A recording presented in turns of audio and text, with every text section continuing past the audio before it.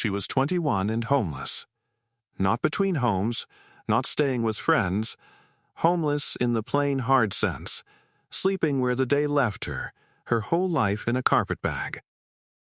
And with $1 silver, the last money she had, she bought a crumbling Adobe trading post on a dead wagon road in the New Mexico Territory, a place the county had been unable to give away for years. The roof beams had gone gray and split.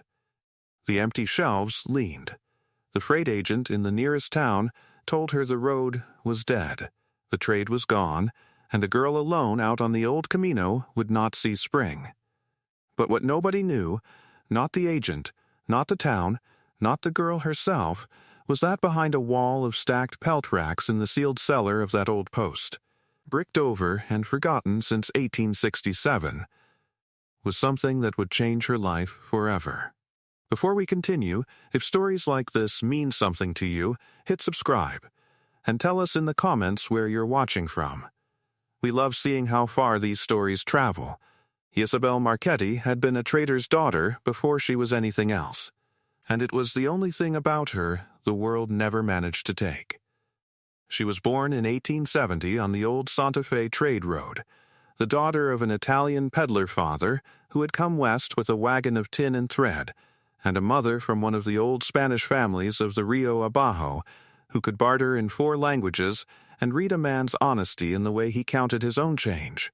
From her mother Isabel learned the trade, not the buying and selling which any fool could do, but the deeper thing beneath it, that a fair trade left both hands fuller, that a scale told the truth or told a lie and there was no third thing, and that the whole of commerce, stripped down, was simply trust made visible. By the time she was 10, she could weigh out coffee to the ounce blind and tell good turquoise from glass by weight in her palm. By the time she was 12, she kept the wagon's accounts in 3 currencies. Her mother had a saying she repeated at every hard trade, in the old Spanish, and it became the spine of everything Isabel believed. La balanza no miente. The scale does not lie. It was more than a rule about weights.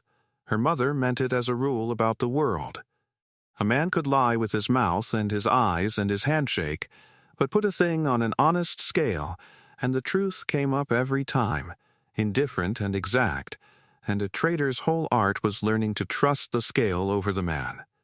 Isabel watched her mother trade with soldiers who despised her, with priests who mistrusted her foreign name, with hard men who thought a woman easy to cheat, and she watched her mother win every one of them, not by being harder than they were, but by being truer, by weighing fair when she could have weighed false, until even the men who came to cheat her came back to trade with her. Because in a lawless country an honest scale was the one thing a person could not find anywhere else. That was the inheritance her mother left her, worth more than the wagon or the goods, the unshakable knowledge that honesty was not weakness but the rarest and most valuable thing a trader could own. But the trade road was dying even as she learned it, killed a mile a year by the railroads that made the wagon freighters obsolete, and her family's fortunes died with it. Her father passed when she was 16, worn out on the road he loved. Her mother held on 2 years more, trading smaller and smaller circles out of a single burro's packs, until a hard winter in the mountains took her too, and left Isabel, 18, alone on a road that no longer went anywhere, with the trader's whole education and nothing left to trade.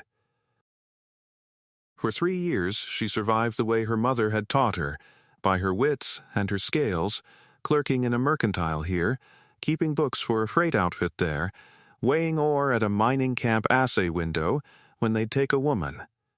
She was good, and everyone who hired her said so, and no one ever kept her long, because a young woman alone was a thing employers used up and set down.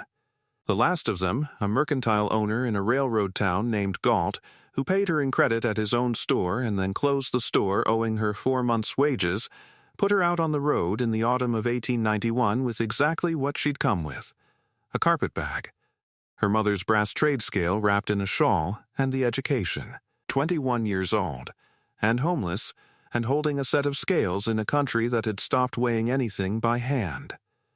She heard about the trading post the way traders always hear things, in a freight yard, from a teamster nursing coffee. There was an old Adobe post out on the dead stretch of the Camino, he said, the Ojo Amargo place, the bitter spring, that the county couldn't sell for love nor money. Been empty 25 years since old Thaddeus Wick, who ran it, died, and the trade moved to the rails. County'd take $1 for it just to stop paying a man to nail the boards back on.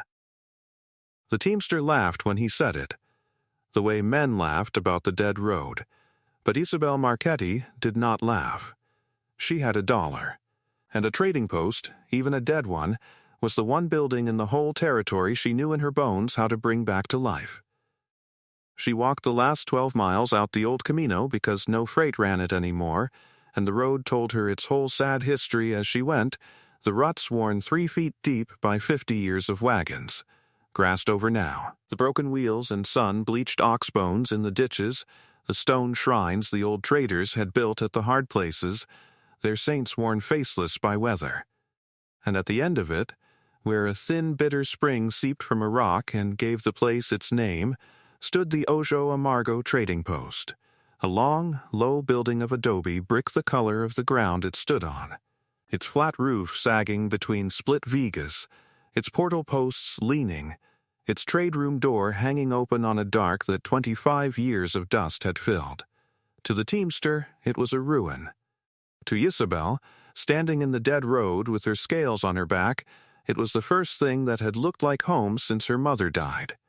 The county's business was done in the nearest live town, at a freight and land office run by a brisk, impatient man named Emmett Sloat, who could not fathom why the dusty girl wanted the Ojo Amargo place and did not much try. The post was worthless, he told her plainly. The road was dead and would stay dead, the railroads had killed the wagon trade for good, the building was adobe, which meant it was melting back into the earth a little more with every rain. Old Wick had died in '67 with no kin anyone could find, and the county had held the place a quarter-century waiting for a buyer who never came. There was nothing in it, Sloat said, but empty shelves and pack rats. $1 would make it hers, and his honest advice was to keep the $1 and take the next emigrant wagon to somewhere with a future. Isabel laid her silver $1 on his desk, her mother's $1, she thought of it, the last of the trade, and signed her name in a firm, clear hand, and Sloat shrugged and gave her a key she didn't need, because the door hung open, and the strong sense that he'd never see her again. By the time she reached the post, word had already ridden ahead somehow, the way it does in empty country, that a girl had paid cash money for the dead Ojo Amargo. There was no town out there to laugh at her, that was the difference in this one, but there was old Bartolo, a Hispano sheep herder who ran his flock in the hills above the spring and had watched the post crumble for 25 years. And Bartolo came down to look at the mad girl who'd bought a ruin, and told her, not unkindly, in the mix of Spanish and English of that country, that the place was cursed, that Wick had died bad and alone, and that a young woman should not sleep out here on the dead road with the wind and the dead man's ghost. Isabel thanked him for the warning, and offered him coffee she brewed on a fire in the ruined trade room, and Bartolo, who had not been offered coffee by anyone in a long time, sat and drank it, and something between them was traded that first evening that would matter more than either could guess. She slept that first night on the packed earth floor of the trade room, wrapped in her shawl beside her scales, and she listened to the adobe around her. An adobe building does not creak like a wooden one. It is silent, massive, cool, the walls 3 feet thick and older than the country, and lying inside it she felt not the loneliness Bartolo had warned her of, but a great settled quiet. As if the building itself had been waiting a long time and was in no hurry now that someone had finally come. She had grown up in canvas and wagon boards, always moving. She had never in her life slept inside walls that had stood for 100 years and would stand 100 more. She thought, before she slept, that she could hold on to a thing like that. That a thing like that could not be closed on her the way a store could, or used up the way an employer used her, or worn out the way a road wore out. She slept, and in the morning she began, Because a trader does not mourn a road, a trader finds the next trade. She had $1 gone and nothing coming in, so she paid the way her mother had taught her, by making herself worth more to people than they expected. Bartolo was the beginning of it. She learned that the herders and the few scattered families still left in that country had nowhere to trade closer than the rail town 2 days off, and that they were quietly hungry for the thing a trading post had always been: a near place to swap wool for coffee, pinon for flour, a lamb for cloth, without a 2-day haul, and a railroad merchant's contempt. So Isabel reopened the Rio Abajo as what it had always been. She had almost no goods, but she had her mother's scales and her mother's rule: a fair trade leaves both hands fuller. And she began small, taking wool on credit and hauling it to the rail town herself and bringing back coffee and flour and cloth, marking it fair, weighing it true. The herders noticed. In that country an honest scale was rarer than water, and word of one traveled the hills faster than any road. By her 3rd week she had a thin, steady trade, and Bartolo had appointed himself her partner in all but name, hauling with his burros, translating, vouching for her to families who had trusted no trader in years. What she gave them was not really coffee and flour. What she gave them was the thing her mother had given the hard men on the road: a scale they could trust. For a generation, the people of that country had traded at a disadvantage they could not escape. Too few, too scattered, too far from the rails to have any choice but to take whatever the distant merchants offered and be grateful. They were used to being weighed light and charged heavy, and to swallowing it because the alternative was a 2-day haul to be cheated somewhere else. Isabel changed the arithmetic of their lives simply by weighing true. A herder who had always gotten 8 pounds of flour for his wool now got 12, because 12 was what the wool was honestly worth, and the difference was not charity. She was scrupulous that it was never charity, which would have shamed them, but only the trade conducted honestly for the first time in their memory. Men rode further to trade with her than the goods could justify, because they were not really coming for the goods. They were coming for the dignity of an even scale. And Isabel understood that, because she had spent 3 years being weighed light herself by every employer who used her up, and she knew exactly what an honest weight was worth to a person the world had decided to cheat. She restored the post the way she restored a trade, patiently, honestly, one true weight at a time. She and Bartolo remudded the worst of the adobe before the autumn rains, packing new earth into the melting places the way it had been done for centuries. She propped the sagging vigas and swept out the pack rat middens and set the leaning shelves plumb again. And the last place she came to, because it was the deepest and the darkest and the least useful to a trade that lived in the front room, was the cellar. Every good trading post had one, a cool store dug into the earth beneath, where a trader kept what would spoil or what would tempt a thief, and the Rio Abajo cellar was reached by a ladder stair down from the back store room, into a dark that smelled of cold earth and old hides. She went down with a lamp, meaning only to see what could be stored there, and she found, at the back of the cellar, a wall that did not belong. She knew it the way her mother had taught her to know a false weight, by a wrongness she felt before she could prove. The cellar was smaller than the building above it. The back wall was not the packed adobe of the other 3, but a wall of stacked pelt racks, old wooden frames for stretching hides, piled floor to ceiling and gone gray with age, filling the whole back of the cellar as if someone had simply stored them there. But no one stores pelt racks floor to ceiling across an entire wall. Isabel held the lamp close and saw, behind the racks, not more cellar but a surface, and the surface was adobe brick, newer than the walls around it, laid to close off what had been an opening. Someone had bricked over a doorway in the back of the cellar and then stacked 25 years of pelt racks in front of the new wall to hide that it was new. A trader's daughter knew a concealed thing when she saw one. You did not hide a doorway that led nowhere. It took her and Bartolo the better part of a day to move the racks, and another to work the bricks loose. They had been laid in haste. She could see, mudded rather than mortared, by hands in a hurry, and when the last course came down and the lamp went through the gap, the cold breath of a sealed space came out to meet them, air that had not moved since before either of them was grown. Bartolo crossed himself. Isabel took the lamp and went in.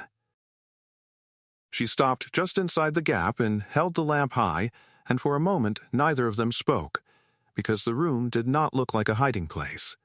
It looked like an altar. The lamplight found the oiled hide bundles ranked on their shelves, and found, here and there where the hide had slipped, the dull green-black gleam of old silver, and the whole small room seemed to breathe out the particular held silence of a place where something has been waiting a very long time to be found. Bartolo would not come past the threshold. He stood in the gap with his own lamp and his lips moving, and Isabel did not blame him, because she felt it too, the sense that they had opened not a cellar but a grave, and that the thing inside was heavier than silver. The air was dry and mineral and old. Her own shadow reared up huge on the far wall as she moved, and the bundles sat motionless on their shelves like sleepers, and Isabel Marchetti, trader's daughter, stood in the middle of a robbed world's stolen wealth, and felt, before she felt anything else, a great and unexpected sorrow, as if the room were still grieving the hands it had been torn from. It was a small room, a hidden inner cellar the size of a large pantry, and it had been a trader's strong room. Along one wall stood shelves, and on the shelves, wrapped in oiled hide against the damp, were bundles, and Isabel, lifting the corner of the nearest, knew the weight of what was inside before she saw it, because a trader's hands know silver the way a mother's hands know her child. But she made herself read the letter first. It sat on a small table in the center of the room, weighted with a chunk of raw turquoise the size of a fist. The paper stiff and brown, the ink an old iron gall black, the hand small and cramped and careful. She set the lamp down and read it, and Bartolo held the second lamp and the sealed room listened. To the one who opens this wall, it began. You found it because you knew the post was hiding something, and you knew that because you know trading posts, and that means you are one of us, a trader, and so I can speak to you plain, as I could never speak to the men who would have come with the law or the mob. Sit. This is a confession and a trust, and I have been dead a long time waiting to make it, and the dead are patient, but they are not silent, whatever the living believe. His name was Thaddeus Wick, and he had traded on the Camino for 30 years, and the thing he had to confess was not his own sin, but his refusal to profit from another's. It went back to the summer of 1866, to the last violent gasp of the old trade, when the road was full of men made hard and lawless by the war just ended. A party had come to the Rio Abajo that summer, not traders, but men who called themselves traders, riding good horses and driving a wagon too heavy for honest goods, and they had wanted to lay over at the post and use it as a base while they did business in the hills.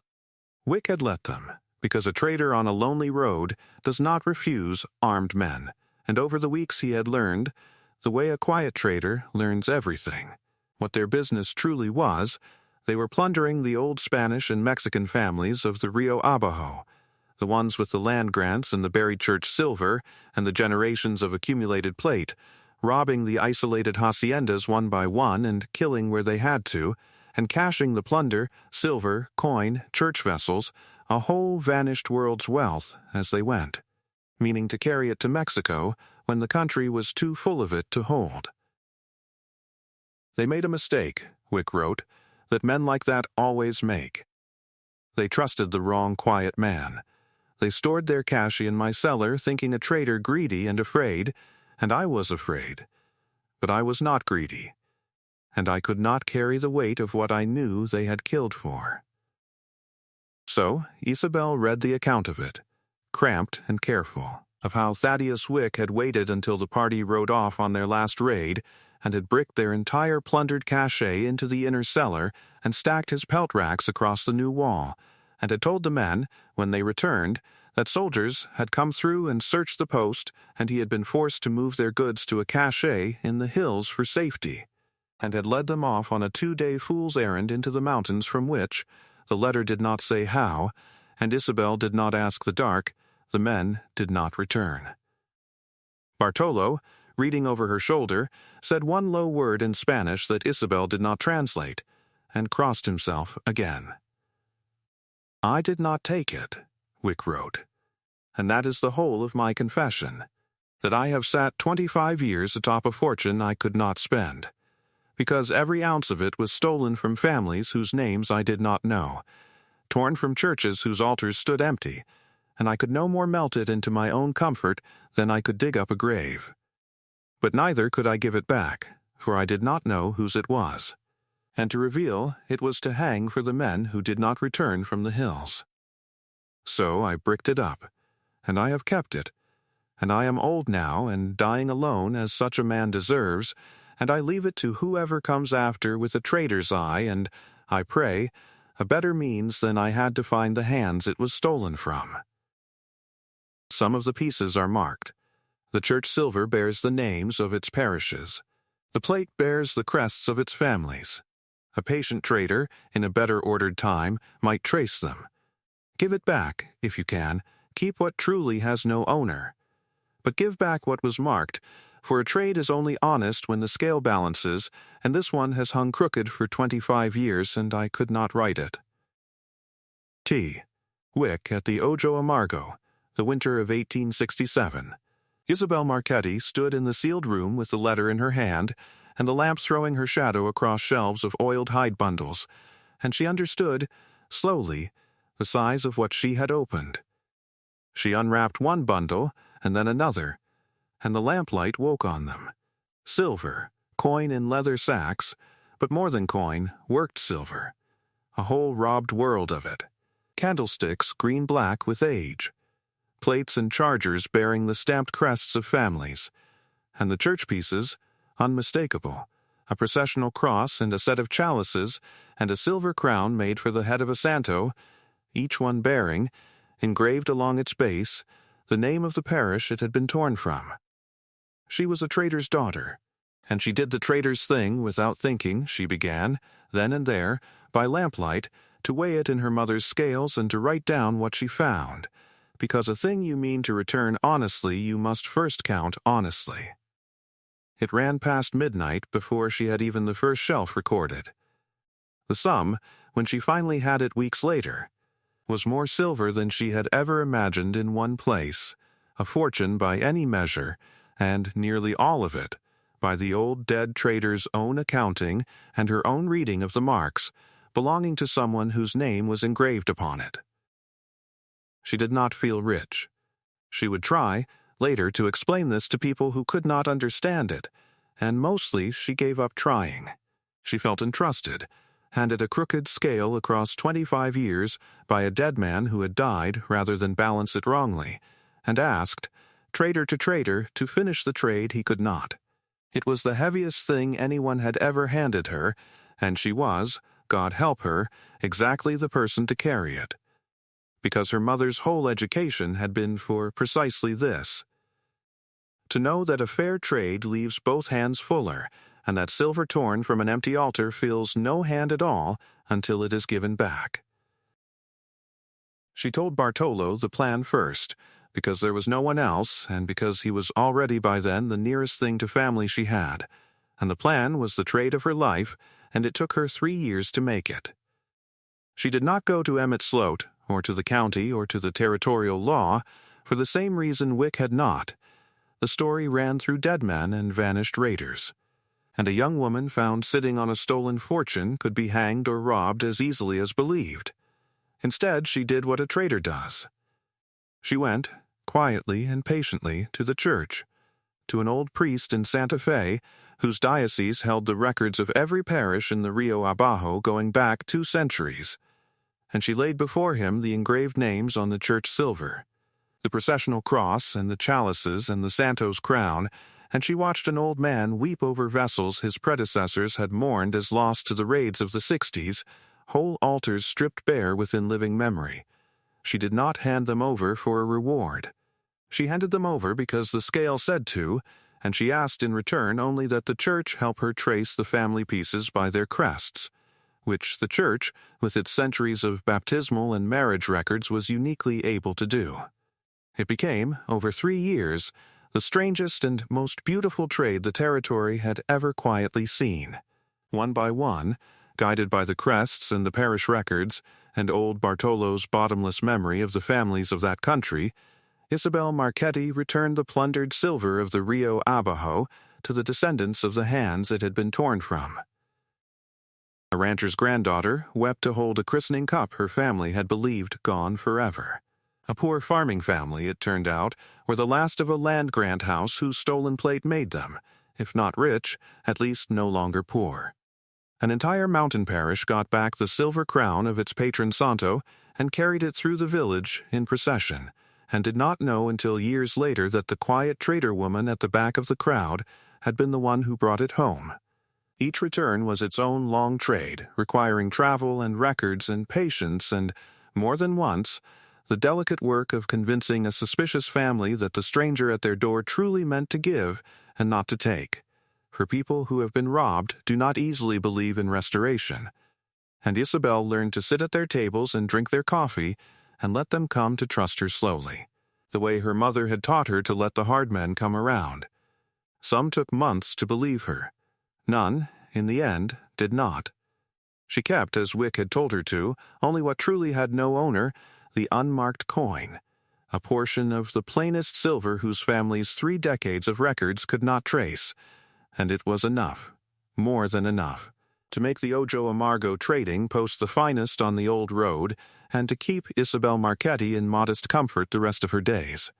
But she always said the coin was not the fortune. The fortune was the balancing of a scale that had hung crooked for 25 years, and no trader who understood the trade would ever have called it anything else. Emmett Sloat, who had told her the road was dead and she would not see spring, lived to see the Ojo Amargo become a thing he could not explain, a dead post on a dead road that somehow drew families from 50 miles to trade at an honest scale, that the church spoke of with a strange reverence, whose young owner was known from Santa Fe to the border as the trader who gave silver back. He came out the old Camino himself, once, years on, to trade at her counter, and had the grace to tell her he had been wrong about the road, the building, and the girl. Isabel weighed his goods fair, the way she weighed everyone's, and told him a road is only dead until someone has a reason to travel it, and that she was obliged to him for the dollar. The mercantile man in the rail town who had closed his store owing her 4 months' wages, the one named Galt, she never troubled about the debt. But the story of the trader who returned a stolen fortune traveled as stories do, and it reached his town, and it did to his name what her silence never would have. A man known to have cheated the honest trader woman found his own credit strangely hard to come by, and Isabel, when she heard of it, only shrugged in her mother's way and said that a crooked scale weighs the man who owns it, given time. If you travel the old Camino today, and it is only a track now, walked by a few who know the history, the Ojo Amargo still stands where the bitter spring still seeps, its adobe walls 3 feet thick and patient as ever, remudded by hands that learned it from the hands that learned it from Isabel Marchetti herself.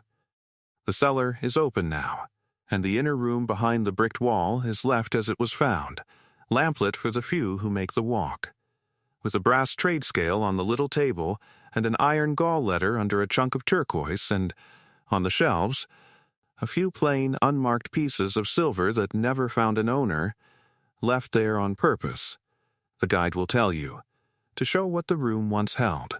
School children from the mountain parishes are brought there sometimes and shown the silver crown their village carries each year in procession, and told that it was stolen once and hidden by an honest dead man, and given back by a homeless girl with $1 and her mother's scales who understood, better than anyone before or since, that a trade is only honest when the scale balance is true. There is a kind of inheritance that has nothing to do with owning. It waits in the dark behind bricked-up walls, in the cellars of honest ruined places, not for the one who will keep it, but for the one who will give it back. And only a certain kind of hand is ever trusted with the difference. The world had told Isabel Marchetti she was worthless, the same way it had told that Post-it was dead, with a shrug and $1 and a melting Adobe wall. It only ever takes one person who knows what a true scale is worth to prove the world's arithmetic wrong. Isabel Marchetti was 21 years old and homeless. She had one silver dollar to her name, and she spent it on a crumbling Adobe trading post on a dead wagon road in the New Mexico Territory. It was the best dollar she ever spent. If this story moved you, subscribe to the channel and share it with someone who needs to hear it. And tell us in the comments, have you ever returned something that wasn't yours to keep? And what did it cost you to do it?